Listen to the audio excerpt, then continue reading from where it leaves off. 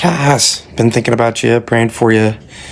I'm in a crazy season of life where I'm becoming a seasonal driver for UPS, and it's just wow, rah. I'm a 43-year-old acting like a young adult in life and vocation on the pivot, and it's awesome.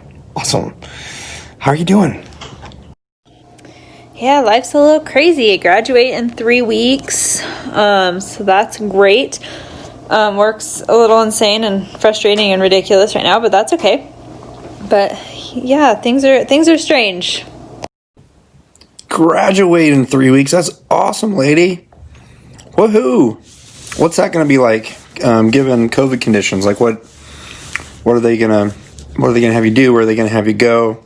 And tell me a little bit more about the craziness at work. I know hospital bed capacity is getting hammered due to the COVID spikes. Why can't people just wear a mask?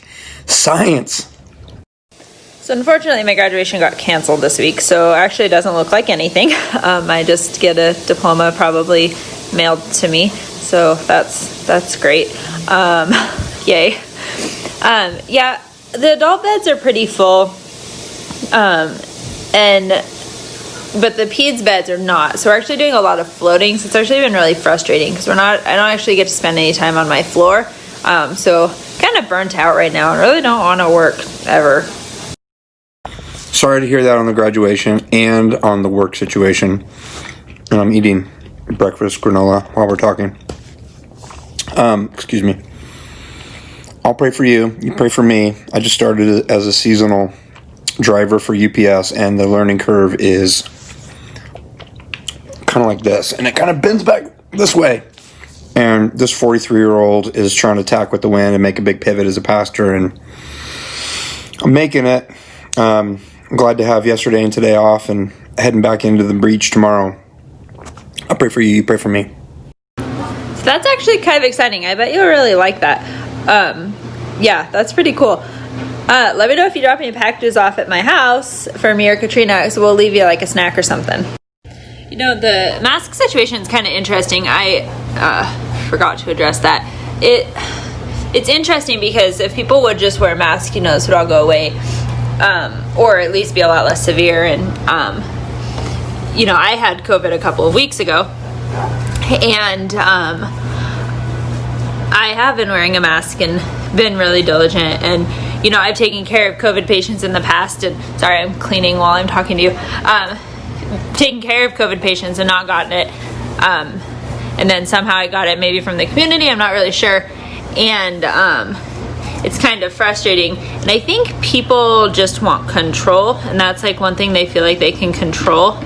But I think it also just shows how selfish of a world that we live in, because all people think about is themselves. I don't want to wear a mask because it's inconvenient for me, which is frustrating for me because I take care of kids that are immunocompromised, so their immune systems can't fight for themselves. And so that's really, really frustrating to me, because if their child or themselves were in that situation, they'd want everyone else to wear a mask for them.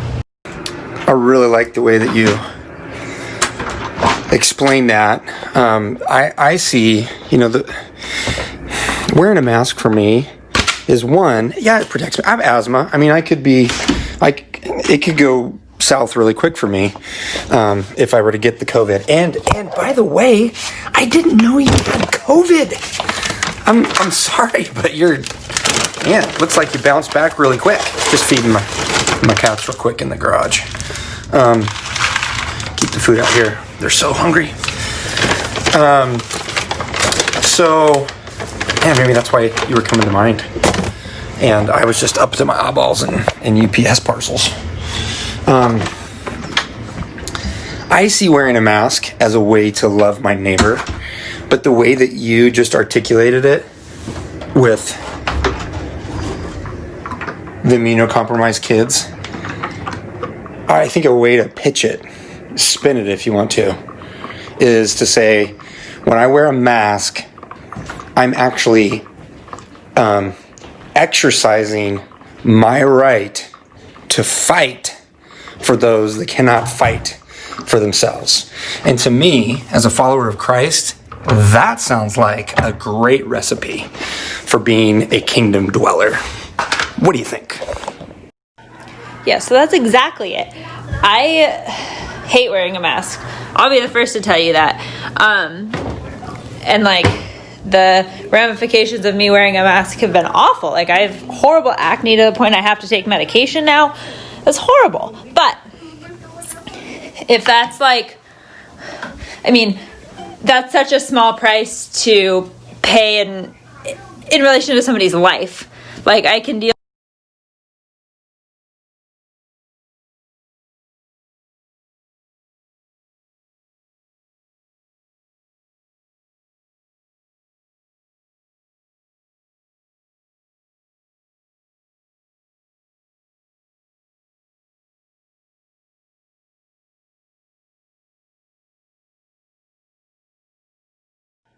Yeah, so that's exactly it. I hate wearing a mask. I'll be the first to tell you that.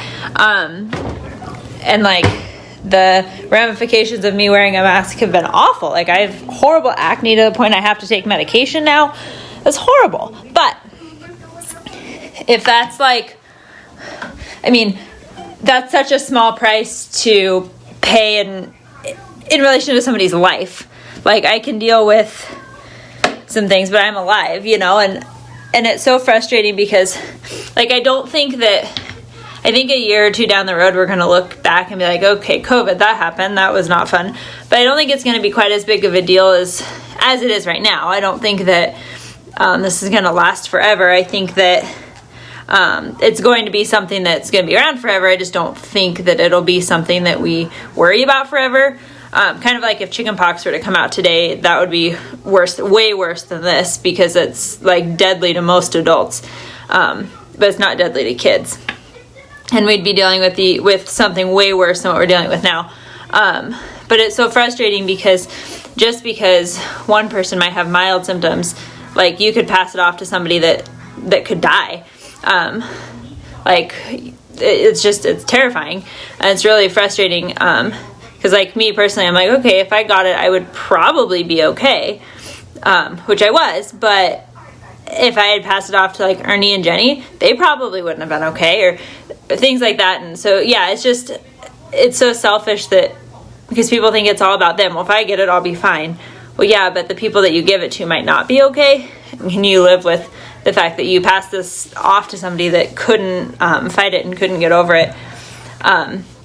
Which is crazy frustrating. So yes, I am assuming I had COVID. I chose not to go get tested, but I had all the symptoms. I had the horrible headache, the vomiting, the body aches, the fever. I lost my sense of smell, and it still hasn't come back actually, which is crazy. But yeah, I had all the symptoms, but by the time I got to a point where I was like, this is probably COVID, I was 7 days into it, so it didn't really make sense to go get tested, because after 7 days is when I lost my sense of smell.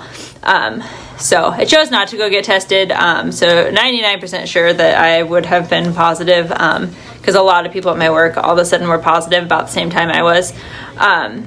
So we kind of probably all just spread it to each other, which is great. So I just took a couple weeks off of work and clinicals and all that, which is a little bit stressful, but it gave me a little bit of a break, and I bounced back pretty quick.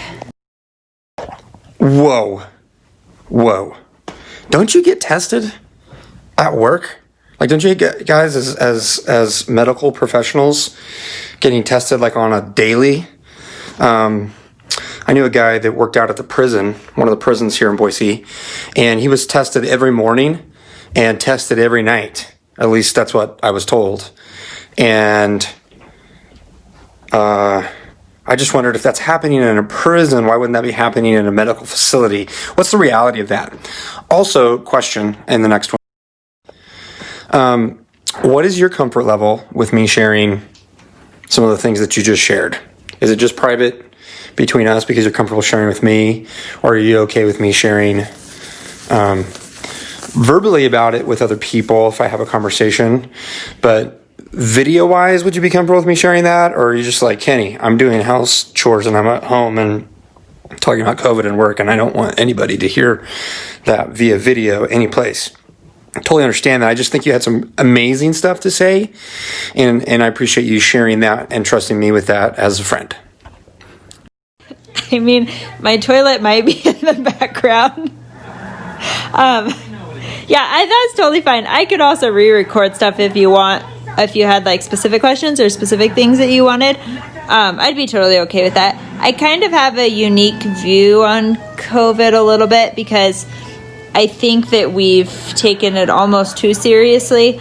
Not to say I think we should be wearing masks, but I don't think we should be shutting down because I don't think that, like, what's going to happen is we shut down and then we come back and we become super spreaders again. And what needs to happen is people that are immunocompromised need to stay at home and quarantine, and everyone else really should just be out. And it's awful to say, but like kind of just need to spread it, so to speak, to get that herd immunity. The problem is we don't know enough about it that we don't know, we don't know what's going to happen. It's just kind of a scary time, and I guess I don't really know what to think. So in the hospital, we actually aren't getting tested at all unless we become symptomatic. And then we can go back to work 10 days after the onset of our symptoms, as long as we're feeling better. Which seems a little bit odd to me because we could definitely still be contagious at that point. So it makes me a little bit nervous to say that, like, we can just go back 10 days after, and some people are sick for 3-4 months. But it's okay to just go back. And we never get tested to make sure it's gone if we do have it. It's just say I had gotten tested on day 7 when I was like, oh, I think this is COVID. If I had gotten tested on day 7, I could have gone back to work 3 days later because my onset of symptoms was 7 days earlier. So it's not even like 10 days after the onset of, or 10 days after you get tested positive. It's 10 days after you initially started having symptoms, which I think is a little bit crazy. Hey, I appreciate your spirit of adventure and willingness to share and vulnerability. That seems a little bit like precautious to me that the hospital has such a lax perspective on it with their employees. But I don't live in that world. I don't know. I'm just trying to. I don't want to be fear motivated, but I am motivated to love my neighbor. I've gone up and down with my personal safety level with COVID as far as distancing and masks, and near the beginning, does a mask work, does it not work? But it catches the molecules that are smaller than the mask that can get through, but it's in droplets that are bigger than what can get through a mask, and so that makes sense to me. I don't think a lot of people understand that still, or they'd quit spitting COVID on each other like I probably just did all over my phone screen right now. Phone is a mask. The herd immunity perspective, that's interesting. I might want to dialogue with you just personally a little bit more about that from a medical perspective. To me, and maybe I don't know if this is being too philosophical or anthropological, sociological, theological, but it kind of sounds like herd immunity to me sounds like everybody needs to get it. It's going to kill who it's going to kill, which sounds like Darwinism to me, is survival of the strongest. And so it's going to take out the immunocompromised. It's going to take out the old. But we don't know what the symptoms are going to be if I get it, if you get it, somebody old or young or in between gets it. It's taking out healthy athletes. People are still, having hair fall out 6 months later from the complications of it when they were perfectly healthy before. I almost said healthy as a horse, but I always wonder what that meant because horses don't live very long, but they're like really strong while they are alive. That's weird. Healthy as a horse. So the herd immunity thing, like being a person that thinks of themselves as healthy and not too worried about if I get it, what will happen. But there's a lot of unknowns there because people just don't respond the same way to it. That seems to be the X factor in all of this. Yes, we have a Christmas tree up. COVID. Thank you, COVID. We started Christmas early.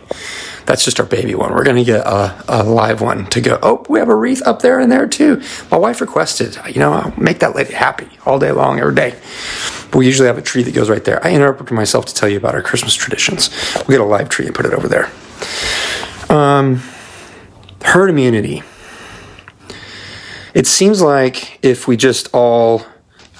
the vulnerable people stay home and everybody else goes about business, I get not shutting down business stuff. I get not going back and forth with it.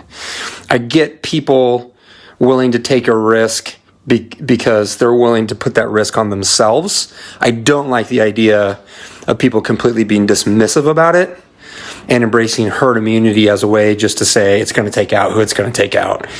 To me, that type of perspective, I can't align with loving and caring for my neighbor. What do you think about that? So herd immunity, at least I guess the way I think of it, is more like the way that we protect our immunocompromised people and our elderly and our infants and stuff. That is kind of the perspective around vaccines and why we get them, because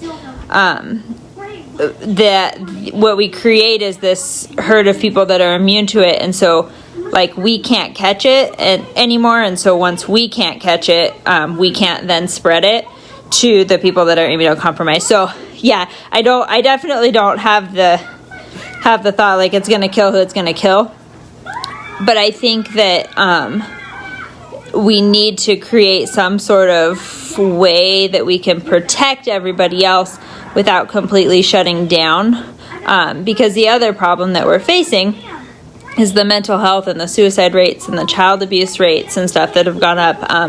The number of kids that have died because they've been abused at home, they've come into the hospital and died, is astronomical, is absolutely insane during this season as well. So I struggle with I absolutely think we need to wear masks. We need to be careful. We need to distance. We need to take precautions.